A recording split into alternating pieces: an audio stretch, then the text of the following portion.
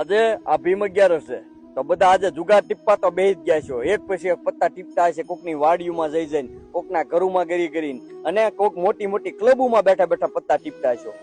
તો તમને એ નહીં ખબર કે આ ભીમ 11 આપણે શું કામ ઉજવીએ છીએ? આ ભીમ 11 ને નિર્જલા 11 તરીકે પણ ઓળખવામાં આવે છે. નિર્જલા એટલે કે જળ વગરની, આજ આખો દિવસ પાણી વગરનું રહેવાનું. અને જેટલી 11 આ વર્ષની આવી ને એ બધી 11 નો આ એક જ તે 11 માં તમને પુણ્ય મળી જાય. અને આ ભીમ રહ્યો હતો ને આ 11 એટલા માટે આને ભીમ 11 તરીકે ઓળખાય. અને બધા જે પત્તા ટીપો છે 52 પત્તા, એ આપણા ધર્મમાં ક્યાંય છે જ નહીં. આ અકબર લાવ્યો હતો. બાકી તમે જોઈ લ્યો આપણા ધર્મમાં ગલ્લો, બાદશાહ આપણા ધર્મમાં નથી. આપણા ધર્મમાં ચોપાટ હતી. અને ચોપાટ આજે પાંડવો રમ્યા હતા, બરાબર.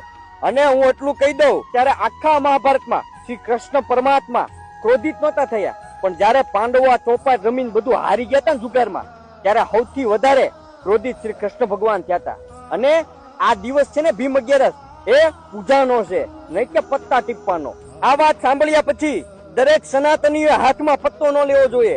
કારણ કે જે વસ્તુ આપણા બાપને પસંદ નથી, જે વસ્તુથી આપણા બાપને ક્રોધ આવે છે કૃષ્ણ પરમાત્માને, એ વસ્તુ આપને ન પોહાય. અને આ દરેક સનાતનીઓ સુધી આ વિડીયોને પહોંચાડો, એટલે એને પણ ખબર પડે કે આપણો સનાતન ધર્મ શું છે.